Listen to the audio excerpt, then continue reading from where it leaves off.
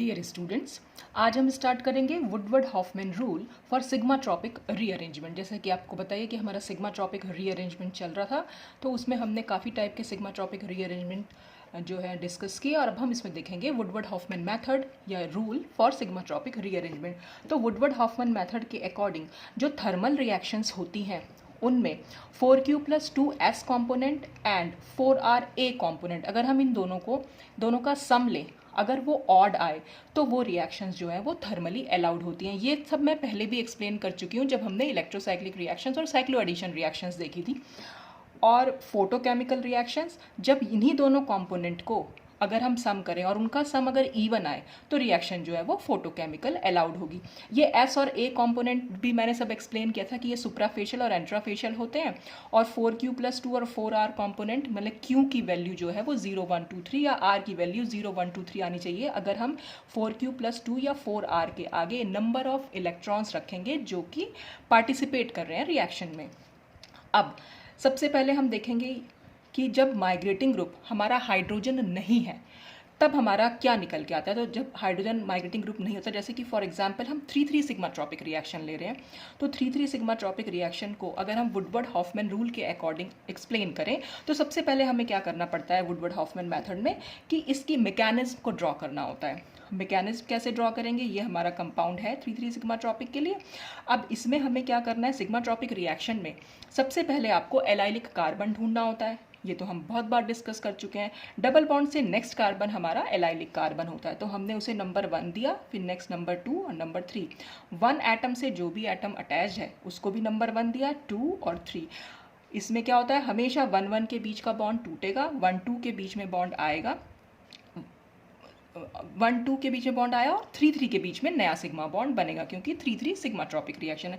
होता कैसे है, simple cyclic shift of electron से हमने इसको शो कर रखा है, तो ये हमारा प्रोडक्ट जो है वो बन के आ जाएगा। अब इसके सबसे पहले हमने मैकेनिज्म ड्रॉ करी, उसके बाद हम ये देखेंगे कौन कौन से कंपोनेंट्स जो हैं वो इसमें पार्टिसिपेट कर रहे हैं। तो देखिए यहाँ पर जो बॉन्ड में चेंज आ रहा है, देखिए ये सिग्मा बॉन्ड में चेंज आ रहा है, तो ये एक सिग्मा कंपोनेंट हो गया। और 2 हमने क्यों लिखा, 2 का मतलब है कितने इलेक्ट्रॉन्स यहाँ पर इन्वॉल्व हो रहे हैं, तो एक सिग्मा बॉन्ड में 2 इलेक्ट्रॉन्स इन्वॉल्व होते हैं, तो ये हो गया सिग्मा 2 कंपोनेंट। यहाँ पर आप देख रहे हैं पाई बॉन्ड शिफ्ट कर रहा है, तो पाई तो कंपोनेंट हो गया और कितने इलेक्ट्रॉन, क्योंकि पाई बॉन्ड में भी 2 इलेक्ट्रॉन होंगे, तो ये एक पाई 2 सिस्टम हो गया या पाई 2 कंपोनेंट हो गया।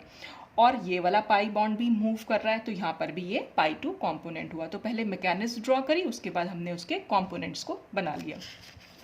अब नेक्स्ट क्या होगा कि जो जो ऑर्बिटल्स में चेंज आ रहा है, नेक्स्ट हम एक 3 डायमेंशनल नेटवर्क बनाते हैं और वहाँ पर कंपोनेंट्स में जिन जिन कंपोनेंट्स में जो जो ऑर्बिटल्स पार्टिसिपेट कर रहे हैं, बस हमें सिर्फ वही बनाना होता है। जैसे कि हम यहाँ पर इस तरह से एक 3 डायमेंशनल नेटवर्क बना दे रहे हैं। जैसे हमारा जो कंपोनेंट था, जो हमने रिएक्टेंट लिया था, वो हमने क्या लिया था, ये इस तरह से लिया हुआ था, ये और यहाँ पर ऐसे था। तो चेंज कहाँ पर, ये 1 2 3 और ये 1 2 और 3, तो यहाँ पर ये बॉन्ड यहाँ मूव कर रहा था, ये बॉन्ड यहाँ और ये बॉन्ड यहाँ। तो जो बॉन्ड सिर्फ मूव कर रहे हैं या जो बॉन्ड ब्रेक हो रहे हैं, उनको हम वही सिर्फ हमें वहाँ बनाने हैं। तो जैसे ये हमने ऑक्सीजन का ऑर्बिटल, सिर्फ हमें उनके ऑर्बिटल्स बनाने हैं, बाकी कुछ नहीं दिखना है यहाँ पर। तो जैसे यहाँ पर ये ऑक्सीजन एटम है, तो हमने ये ऑक्सीजन एटम और ये 1 एटम, इनके बीच में जो सिग्मा बॉन्ड बना होगा, सिग्मा बॉन्ड कैसे बनता है, जब 2 p ऑर्बिटल एक दूसरे से हेड ऑन ओवरलैप करते हैं, तो इस तरह से ये सिग्मा बॉन्ड यहाँ बन के आता है। तो यही हमने यहाँ पर दिखा रखा है। देखिए ये हमारा 1 वाला एटम है, ये नंबर 2 एटम है और ये नंबर 3 एटम है। ऐसे ही ये वाला 1 एटम है, ये 2 है और ये 3 है। तो 1 1 के बीच में सिग्मा बॉन्ड बना हुआ है, तो बस वो हमने सिग्मा बॉन्ड को यहाँ पर बना के दिखा दिया। फिर 2 और 3 के बीच में एक पाई बॉन्ड बना हुआ है, तो पाई बॉन्ड कैसे बनता है, पाई बॉन्ड हमने दोनों p ऑर्बिटल्स यहाँ पर दिखा दिया, और दोनों जब साइड वाइज ओवरलैप करते हैं तो पाई बॉन्ड बनता है, तो हमने वो पाई बॉन्ड दिखा दिया। और यहाँ पर भी 2 और 3 के बीच में एक पाई बॉन्ड बना हुआ है, तो वो पाई बॉन्ड भी हमने इस तरह से यहाँ पर शो कर दिया। तो ये हमने किया कि सिर्फ हमने वो 3 डायमेंशनल नेटवर्क जिसमें वो जो ऑर्बिटल्स पार्टिसिपेट कर रहे हैं, सिर्फ उन ऑर्बिटल्स को ड्रॉ किया। अब इसके बाद नेक्स्ट हम क्या करेंगे, नेक्स्ट हम ये करेंगे कि जो बॉन्ड नए बनेंगे बस हमें उनको बना के दिखाना है। तो नए बॉन्ड कौन से बन रहे हैं, देखिए ये 1 1 वाला बॉन्ड यहाँ पर ब्रेक हो रहा है और ये 1 2 के बीच में जा रहा है, यानी कि 1 और 2 के बीच में नया बॉन्ड बन रहा है। तो हम दिखा सकते हैं कि वो नया बॉन्ड इस तरह से यहाँ पर फॉर्म होता हुआ ठीक है। अब 3 और 3 के बीच में एक नया सिग्मा बॉन्ड बन रहा है, तो ये 3 और ये 3 जब ये दोनों p ऑर्बिटल्स जो हमने बना रखे हैं ये इस तरह से हेड ऑन ओवरलैप करेंगे तभी तो सिग्मा बॉन्ड बन पाएगा, तो हमने ये नया बॉन्ड यहाँ पर भी शो कर दिया। अच्छा, और फिर क्या हो रहा है कि यहाँ पर 1 और 2 के बीच में भी एक नया बॉन्ड बन रहा है, क्योंकि ये बॉन्ड यहाँ पर शिफ्ट हो रहा है, तो 1 और 2 के बीच में, यानी कि ये वाला 1 और ये 2 के बीच में नया बॉन्ड फॉर्म हो रहा है, तो हमने ये भी फॉर्म होता हुआ दिखा दिया। तो इस तरह से हमने ये नए बॉन्ड यहाँ पर फॉर्म होते हुए दिखाए। पहले हमने सिर्फ वो ऑर्बिटल्स दिखाए जिनमें वो पुराने बॉन्ड्स बने हुए थे या जो बॉन्ड ब्रेक होने जा रहे थे, और नेक्स्ट में हमने जो बॉन्ड फॉर्म होने हैं सिर्फ वो बॉन्ड बनाए। अब हम ये जो कॉम्पोनेंट्स हैं जो हमारे π2, σ2 और π2 निकल के आए थे, अब हम इनको लेबल करेंगे कि ये S है या A है, यानी ये सुप्राफेशियल है या एंट्राफेशियल है। सुप्राफेशियल के लिए मैंने आपको बताया था कि जब सेम लोब्स जब कंबाइन करते हैं, यानी एक साइड किसी भी बॉन्ड के जब सेम साइड वाले लोब कंबाइन करते हैं, और एंट्राफेशियल में जब एक ही बॉन्ड के ऑपोजिट साइड वाले लोब, जैसे सेम साइड से मतलब ये होता है कि अगर ये कहीं कंबाइन करेंगे तो ये दोनों सेम साइड वाले लोब अगर कहीं कंबाइन करने जा रहे होंगे तो वो सुप्राफेशियल हो जाएगा। और अगर इस तरह से होगा कॉम्बिनेशन, इस तरह से यहाँ से और यहाँ से, यानी एक का ऊपर वाला लोब इन्वॉल्व हो रहा होगा, एक का नीचे वाला लोब, तो वो होता है एंट्राफेशियल। ये सब कुछ मैं डिटेल्स में एक्सप्लेन कर चुकी हूँ अपने प्रीवियस वीडियोज़ में, आप वहाँ जाकर देख सकते हैं। अच्छा, अब हम सबसे पहले देखते हैं कि पाई कंपोनेंट हमारा S है या A है। तो पाई कंपोनेंट्स हमारे कौन से थे, ये जहाँ पर हमारे बॉन्ड बना हुआ है, जो पुराना बॉन्ड हमारा था, हम सिर्फ उसकी बात कर रहे हैं।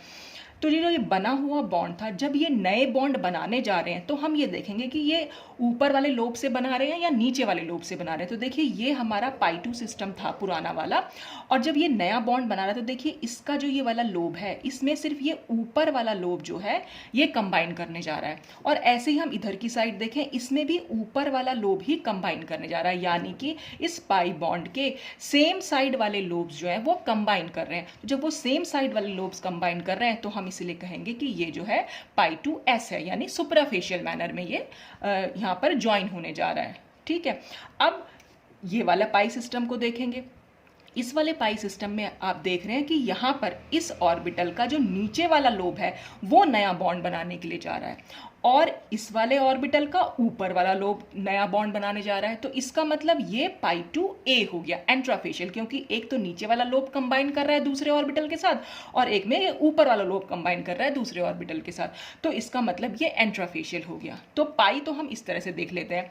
अब हम σ2, यहाँ पर मैंने A लिखा हुआ है, अब σ2 को हम A या S कैसे देते हैं वो हम अभी नेक्स्ट देखते हैं। तो हमने ये σ2A को क्यों दिया ऐसे, तो ये देखिए सिग्मा के लिए जो कंडीशन होती है वो ये कंडीशन होती है, ये पूरा सिग्मा बॉन्ड है, यहाँ पर 2 ऑर्बिटल्स इन्वॉल्व हो रखे हैं।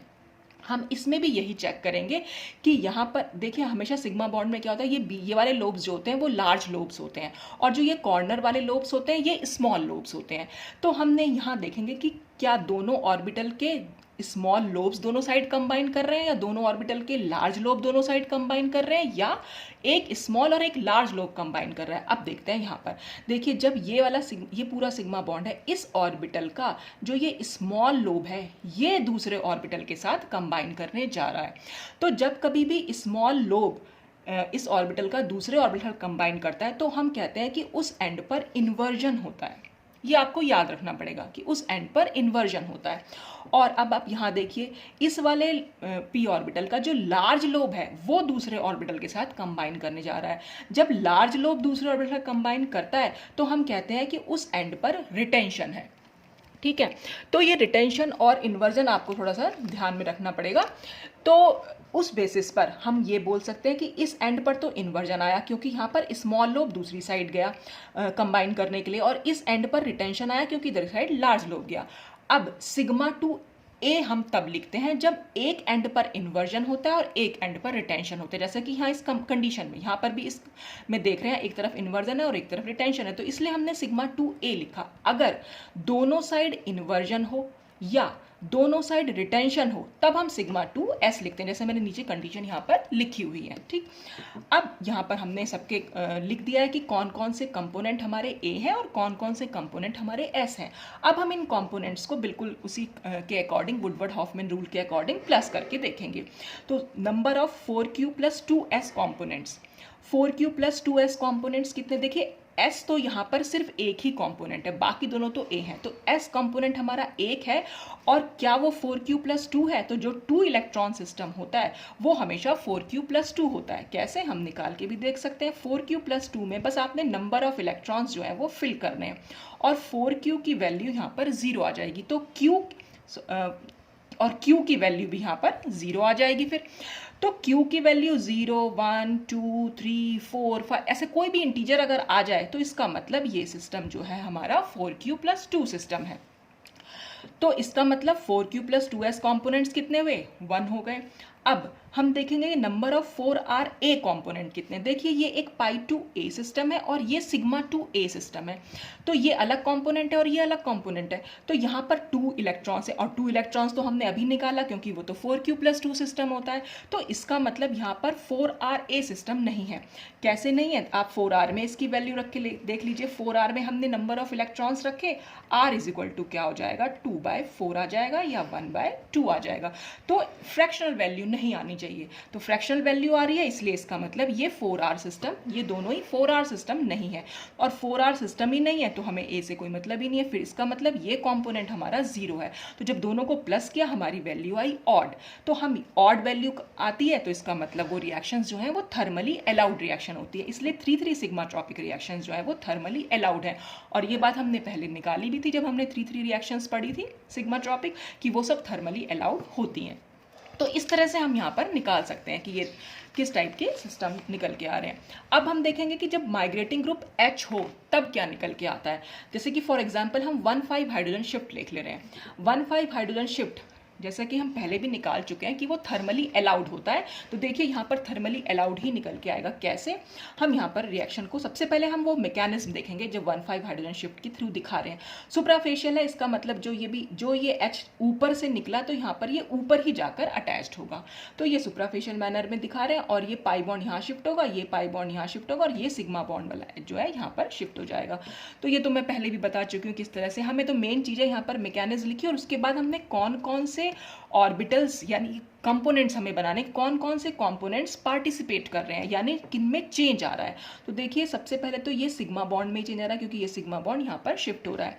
तो जब सिग्मा बॉन्ड यहाँ पर शिफ्ट हो रहा है तो ये जो सिग्मा बॉन्ड है तो इसका मतलब ये एक सिग्मा कंपोनेंट है, और सिग्मा बॉन्ड में क्योंकि 2 इलेक्ट्रॉन इन्वॉल्व होते हैं तो वो 2 इलेक्ट्रॉन हमने यहाँ पर शो कर दिए। फिर ये पाई बॉन्ड भी शिफ्ट कर रहा है तो इसका मतलब ये पाई कंपोनेंट भी है और इसमें भी 2 ही इलेक्ट्रॉन है, और ये भी पाई बॉन्ड मूव कर रहा है तो ये पाई 2 कंपोनेंट हो गया। ठीक है, तो इस तरह से हमने कंपोनेंट बना लिए। अब हम सिर्फ वही ऑर्बिटल्स ड्रॉ करेंगे जिनमें कि कोई चेंज हमें देखने को मिल रहा है। तो ये सिग्मा बॉन्ड में चेंज देखने को मिल रहा है, और ये सिग्मा बॉन्ड बना कैसे होगा कि इस कार्बन का जो p ऑर्बिटल है और हाइड्रोजन का जो s ऑर्बिटल है दोनों ने आपस में कंबाइन किया होगा, तो फिर वो सिग्मा कंपोनेंट बना होगा। अब ये कंपोनेंट कैसे बना होगा? ये पाई सिस्टम, पाई बॉन्ड कैसे बनता है? जब ये 2 p ऑर्बिटल आपस में कंबाइन करेंगे तो हमने वो दोनों p ऑर्बिटल बना लिए। ये पाई बॉन्ड कैसे बना होगा कि ये पाई बॉन्ड भी इस तरह से बना होगा। तो ये वो सिस्टम हमने बना लिए, वो कंपोनेंट्स हमने बना लिए जिसमें हमने चेंज देखने को मिल रहा है। अब नेक्स्ट में हम क्या करेंगे कि हम वो वाले बॉन्ड्स फॉर्म करेंगे जो नए बॉन्ड्स यहाँ पर फॉर्म होके आ रहे हैं। तो नए बॉन्ड्स कौन से फॉर्म होंगे? देखिए ये पाई बॉन्ड यहाँ शिफ्ट कर रहा है तो इसका मतलब इस ऑर्बिटल और इस ऑर्बिटल के बीच में नया बॉन्ड फॉर्म होगा, तो हमने ये नया बॉन्ड यहाँ पर फॉर्म होता हुआ दिखा दिया। फिर ये पाई बॉन्ड यहाँ शिफ्ट करेगा तो इसका मतलब इस ऑर्बिटल और इस ऑर्बिटल के बीच में नया बॉन्ड फॉर्म होगा, तो ये हमने नया बॉन्ड यहाँ पर फॉर्म हुआ दिखा दिया। और ये जो हाइड्रोजन एटम का 1s ऑर्बिटल है ये शिफ्ट कर जाएगा इस वाले p ऑर्बिटल पर, तो हमने वो शिफ्ट करता हुआ यहाँ पर दिखा दिया। ठीक, तो जो नए बॉन्ड्स बन रहे थे वो भी हमने यहाँ पर शो करते हुए दिखा दिए। अब हम देखेंगे कि हमारा कंपोनेंट s है या a है। कंपोनेंट्स तो हमने पहले ही बना दिए, अब हमें सिर्फ s या a देखना है। अब देखेंगे यहाँ पर ये π2 सिस्टम था हमारा या π2 कंपोनेंट था। अब आप देख रहे हैं इसमें जब ये वाला ऑर्बिटल है ये ऊपर वाला लोब ही इस नए वाले मतलब दूसरे वाले p ऑर्बिटल से कंबाइन कर रहा है, और जब ये s आएगा क्योंकि ये सुपरफिशियल मैनर में आएगा तो ये ऊपर से ही आएगा, तो यहाँ पर भी ऊपर वाले ऑर्बिटल से ही ये s ऑर्बिटल जो है कंबाइन करेगा, यानी डबल बॉन्ड के सेम साइड वाले लोब्स जो है वो दूसरे ऑर्बिटल से जाकर कंबाइन कर रहे हैं, तो इसका मतलब ये π2s यानी सुपराफेशियल हो गया। और यहाँ पर अगर आप देखें इस पाई बॉन्ड में या इस पाई कॉम्पोनेंट में ये ऊपर वाला लोब ही इसके साथ कंबाइन करने जा रहा है और इसका भी ऊपर वाला लोब भी इसके साथ कंबाइन करने जा रहा है। तो यहाँ पर कुल मिलाकर हमारे पास 2π2s सिस्टम हो गए। तो जब 2π2s सिस्टम हो जाएंगे तो हम इनको ऐड भी कर सकते हैं। तो कुल मिलाकर हमारे पास ये एक π4s सिस्टम आता है। अब ये सिग्मा 2s हमने क्यों लिखा? अब देखिए मैंने आपको क्या बताया, सबसे पहली चीज़ तो आपको ये ध्यान रखनी है कि जो भी हाइड्रोजन का ऑर्बिटल होता है 1s ऑर्बिटल, उसे हम हमेशा लार्ज लोब की तरह ट्रीट करते हैं। ये लैंग्वेज मैंने यहाँ लिखी हुई है, ये आप नोट कर लीजिएगा कि orbital of H always treated as large lobe. ठीक है, अब यहाँ पर ये लार्ज लोब है और जब ये कंबाइन करने जा रहा है इसके लार्ज लोब, या नहीं सॉरी, ये तो कंबाइन करने जा रहा है यहाँ पर। तो हमने क्या कहा था, सिग्मा बॉन्ड में जो दोनों ऑर्बिटल्स इन्वॉल्व होते हैं उन दोनों ऑर्बिटल्स के हमें लोब्स को देखना है कि क्या दोनों लार्ज लोब कंबाइन हो रहे हैं, क्या दोनों स्मॉल लोब्स कंबाइन हो रहे हैं, या दोनों एक का लार्ज और एक का स्मॉल हो रहा है। तो यहाँ पर भी ये लार्ज लोब कंबाइन करने जा रहा था इसके साथ, और यहाँ पर भी ये लार्ज लोब ही कंबाइन करने जा रहा है दूसरे के साथ। तो इसका मतलब जब दोनों के लार्ज लोब यानी सेम लोब्स कंबाइन करने जा रहे हैं तो वहाँ पर हमेशा हमें रिटेंशन देखने को मिलती है। तो हमारा वहाँ पर इसलिए हमारा रिटेंशन देखने को मिली, और ये लार्ज लोब कंबाइन कर रहा था, इसकी भी रिटेंशन है, और ये भी लार्ज लोब कंबाइन कर रहा था, ये भी रिटेंशन है। तो यानी दोनों साइड पर हमें रिटेंशन देखने को मिलती है, जो हमने लिखा हुआ है यहाँ पर रिटेंशन। और अगर हम ऐसा होता कि जैसे पिछली बार हुआ था कि स्मॉल लोब कंबाइन कर रहा था और एक का लार्ज लोब, तो एक तरफ तो हमें रिटेंशन देखने को मिल रही थी, एक तरफ हमें इन्वर्जन देखने को मिल रहा था। यहाँ पर दोनों के ही लार्ज लोब कंबाइन कर रहे हैं इसलिए हमें रिटेंशन देखने को मिलती है। तो जब दोनों एंड पर हमें रिटेंशन देखने को मिल रही है तो इसलिए हमने वो सिग्मा 2s वहाँ पर यूज़ किया। तो ये सिग्मा 2s कॉम्पोनेंट है। अब हम दोनों को प्लस कर लेंगे। तो मैंने जैसे पहले प्लस कर दिया क्योंकि दोनों ही सेम थे तो दोनों को हमने प्लस कर दिया। तो ये π4s सिस्टम था और दूसरा हमारा सिग्मा 2s था। अब नंबर ऑफ इलेक्ट्रॉन्स यहाँ पर 4 है और 4 इलेक्ट्रॉन्स वाला हर सिस्टम हमेशा 4r होता है। तो ये 4r लिखा और s तो है ही, सुपरफिशियल था ये। और 2 सिस्टम हमारा 4q+2 सिस्टम होता है और s है ये। तो अब हम कंपोनेंट्स का नंबर देखेंगे। नंबर ऑफ 4q+2s कंपोनेंट कितने हुए? 1। और 4ra कंपोनेंट कोई भी नहीं है, 4rs तो है यहाँ पर लेकिन 4ra कंपोनेंट कोई नहीं है। तो जब हमने दोनों को प्लस किया तो यहाँ पर निकल के आया ऑड रिएक्शन अगर निकल के आती है तो वो हमेशा थर्मली अलाउड होती है according to Woodward Hoffmann rule. तो इस तरह से हम यहाँ पर 1,5 हाइड्रोजन शिफ्ट को बता सकते हैं कि वो थर्मली अलाउड रिएक्शंस होती हैं। और ये मैंने आपको बताया भी था, हाइड्रोजन शिफ्ट के लिए मैंने आपसे कहा था आपको सिर्फ इतना याद रखना है 4n-dp और d हाँ काट देंगे।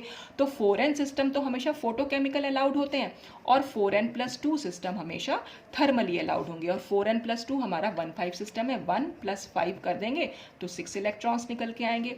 और 4n क्या था? 1,3 यानी 3 + 1 = 4 इलेक्ट्रॉन्स। या तो दोनों डिजिट्स को आप प्लस कर दीजिए या जो इलेक्ट्रॉन्स में जो बॉन्ड्स में आपको चेंज देखने को मिल रहा है बस उनके इलेक्ट्रॉन्स यहाँ काउंट कर लीजिए। तो 1,5 हाइड्रोजन शिफ्ट में क्योंकि 2 पाई बॉन्ड और एक सिग्मा बॉन्ड इन्वॉल्व हो रहा था तो कुल मिलाकर 3 बॉन्ड इन्वॉल्व हो रहे थे, इसलिए वहाँ पर 6 इलेक्ट्रॉन सिस्टम था। तो ये 4n+2 सिस्टम है, इसलिए जो थर्मली अलाउड निकला हमारा according to Woodward Hoffmann rule. तो ये था हमारा वुडवर्ड हॉफमैन रूल जो हमने दोनों में चेक किया। अब नेक्स्ट मेथड छोटा सा मेथड है इसमें, हकल मोबियस मेथड। ये मेथड भी मैं पहले कई बार आपको बता चुकी हूँ, हमने इलेक्ट्रोसाइक्लिक में भी और साइक्लो एडिशन रिएक्शंस में भी एक्सप्लेन किया था, इसलिए मैंने उसकी पूरी डेफिनेशन वो सब कुछ नहीं लिखा है कि ये सब मैं पहले आपको बता चुकी हूँ। हकल सिस्टम आपको बताइए वहाँ पर हमारे पास कोई नोड नहीं होती है, हमें जो साइक्लिक एरे हम चेक करेंगे उसमें कोई नोड नहीं निकलेगी। मोबियस सिस्टम ठीक उल्टा होता है हकल सिस्टम का, यहाँ पर हमेशा हमें नोड देखने को मिलती है। हकल सिस्टम में 4n+2 सिस्टम्स जो होते हैं वो एरोमेटिक ट्रांजिशन स्टेट के थ्रू आगे रिएक्शन प्रोसीड करती है, और जबकि यहाँ पर उन 4n+2 इलेक्ट्रॉन सिस्टम में एंटी एरोमेटिक स्टेट देखने को मिलती है।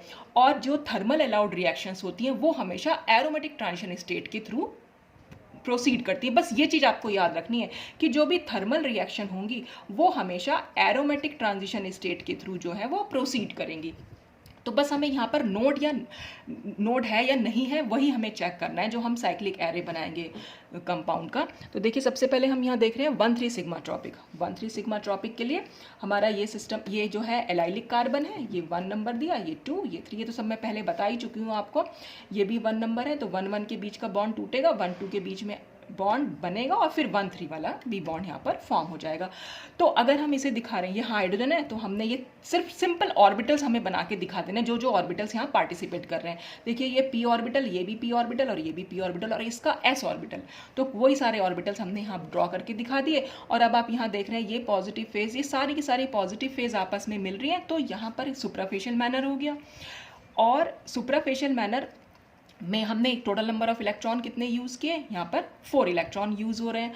4 इलेक्ट्रॉन कैसे हैं, पाई बॉन्ड का 2 इलेक्ट्रॉन और सिग्मा बॉन्ड के दोनों इलेक्ट्रॉन, इन्हीं में हमें चेंज देखने को मिल रहा था, तो ये 4 इलेक्ट्रॉन, या 1+3 भी आप कर सकते हैं तो भी 4 इलेक्ट्रॉन है।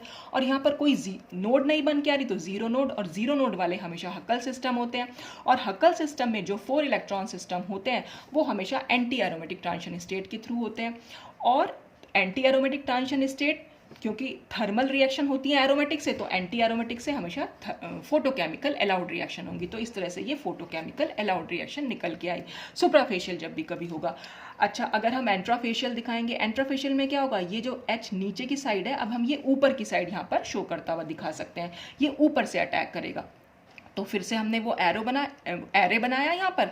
अब जो है ये ऑर्बिटल सुप्राफेशियल होता है तो नीचे से नीचे ही कंबाइन कर लेता है, लेकिन क्योंकि ये एंट्राफेशियल मोड है तो अब ये ऊपर जाके कंबाइन कर रहा है, और ऊपर जाके कंबाइन कर रहा है क्योंकि ये पॉजिटिव है और ये नेगेटिव लोब है, तो यहाँ पर एक नोड बन के आएगी।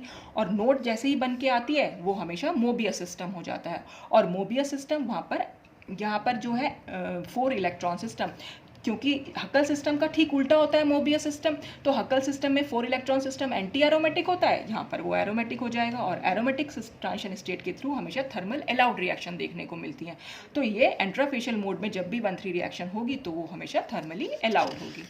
अच्छा, फिर हम नेक्स्ट आते हैं 1,5 सिग्मा ट्रॉपिक पे। 1,5 सिग्मा ट्रॉपिक हमने इस तरह से रिएक्शन मैकेनिज्म को शो किया, ये पूरा एरे बनाया। अब आप ये देख रहे हैं एरे सब में नीचे नीचे वाले ऑर्बिटल कंबाइन कर रहे हैं, 0 नोड आ रही है। ये हमारा 6 इलेक्ट्रॉन सिस्टम हो गया। 6 इलेक्ट्रॉन सिस्टम हक्कल सिस्टम के थ्रू हमेशा एरोमेटिक ट्रांजिशन स्टेट के थ्रू होता है हक्कल सिस्टम में, और एरोमेटिक ट्रांजिशन स्टेट से हमेशा थर्मल अलाउड रिएक्शंस होती हैं, तो ये थर्मली अलाउड हो गया।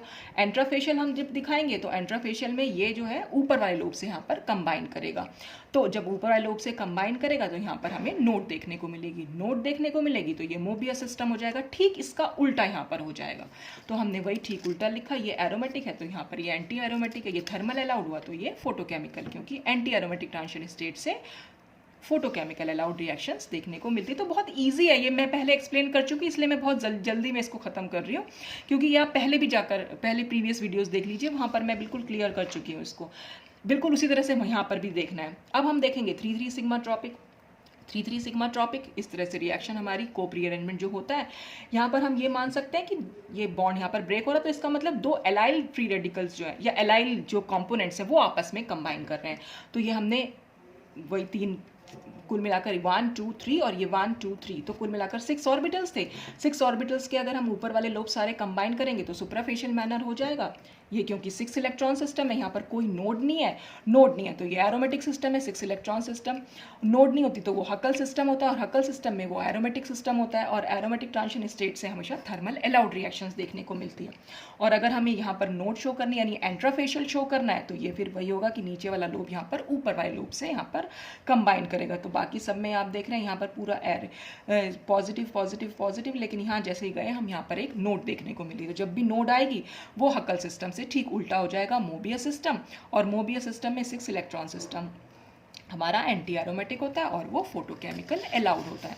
तो इस तरह से हम यहाँ पर हक्कल मोबियस सिस्टम के अकॉर्डिंग निकाल के देख सकते हैं, और फिर इसी के सिलेक्शन रूल हमने जो पहले निकाला है उसी बेसिस पर हम इसके सिलेक्शन रूल्स बना सकते हैं कि अगर 4n सिस्टम है और कोई नोड नहीं है तो वो एंटी एरोमेटिक ट्रांजिशन स्टेट के थ्रू होगा, सुप्राफेशियल मोड से होगा, फोटोकेमिकल अलाउड होगा। और अगर वहाँ पर कोई नोड आ जाती है तो फिर वो मोबियस सिस्टम हो जाएगा। मोबियस सिस्टम है तो वो एरोमेटिक होगा, एरोमेटिक ट्रांजिशन स्टेट के थ्रू, और एरोमेटिक ट्रांजिशन स्टेट है तो थर्मली अलाउड होगा और एंट्राफेशियल मोड में रिएक्शन प्रोसीड करेगी। 4n+2 सिस्टम में अगर 0 नोड है तो वो एंटी एरोमेटिक हो जाएगा, क्योंकि वो हमारा हक्कल सिस्टम बन जाता है। और हक्कल सिस्टम में सुप्राफेशियल मैनर में ये थर्मल रिएक्शन हो जाएंगी। नंबर ऑफ नोड्स अगर 0 है तो 4n+2 सिस्टम तो एरोमेटिक होना चाहिए, ये मैंने कुछ उल्टा लिख दिया है इसमें। 4n+2 सिस्टम में अगर 0 नोड है तो ये गलत लिखा है, यहाँ पर ये एरोमेटिक आएगा। ये एरोमेटिक आप कर लीजिएगा। सुप्राफेशियल और थर्मली अलाउड होती हैं, और 4n+2 सिस्टम में अगर 1 नंबर मतलब 1 नोड है तो ये एंटी एरोमेटिक हो जाएगा। ये थोड़ा सा मेरी मिस्टेक हो गई, ये एंटी एरोमेटिक होगा। और फिर ये एंट्राफेशियल हो जाएंगी रिएक्शंस, एंट्राफेशियल मोड के थ्रू होंगी, और ये फोटोकेमिकल अलाउड होंगी क्योंकि यहाँ पर ये मोबियस सिस्टम अलाउ होगा। आपको सिर्फ इतना ध्यान रखना है, 4n+2 सिस्टम हमेशा हकल सिस्टम होता है। हकल सिस्टम में वो एरोमेटिक सिस्टम होता है। अगर जीरो नोड होती है, जीरो नोड जब भी कभी होगी वो हमेशा हकल सिस्टम होगा। और हकल्स रूल जैसे हम लगाते थे 4n+2 सिस्टम एरोमेटिक होते हैं हमारे, तो बिल्कुल वही चीज़ यहाँ पर हमें लिखनी है। जीरो नोड है, 4n सिस्टम है, तो 4n सिस्टम एंटी एरोमेटिक होता है, तो वो हमने एंटी एरोमेटिक लिख दिया। तो इस तरह से ये सिलेक्शन रूल्स जो निकल के आते हैं सिग्मा ट्रॉपिक रीअरेंजमेंट के अकॉर्डिंग टू हकल मोबियस सिस्टम, तो हम यहाँ पर उसको देख सकते हैं। तो यहाँ पर जो है आपका ये पूरा जो सिग्मा ट्रॉपिक रीअरेंजमेंट था वो सब कुछ पूरा का पूरा यहाँ ख़त्म होता है। अब हमारे पास पेरिसाइक्लिक रिएक्शन में लास्ट टाइप की रिएक्शंस बची हैं, ग्रुप ट्रांसफ़र रिएक्शन। तो नेक्स्ट वीडियो में हम उसी को डिस्कस करेंगे, जिसमें सबसे इंपॉर्टेंट हमारी ईन रिएक्शन, बहुत ही इंपॉर्टेंट रिएक्शन है। तो नेक्स्ट वीडियो में हम ईन रिएक्शन को डिस्कस करेंगे। आज के लिए बस इतना ही। Thanks for watching.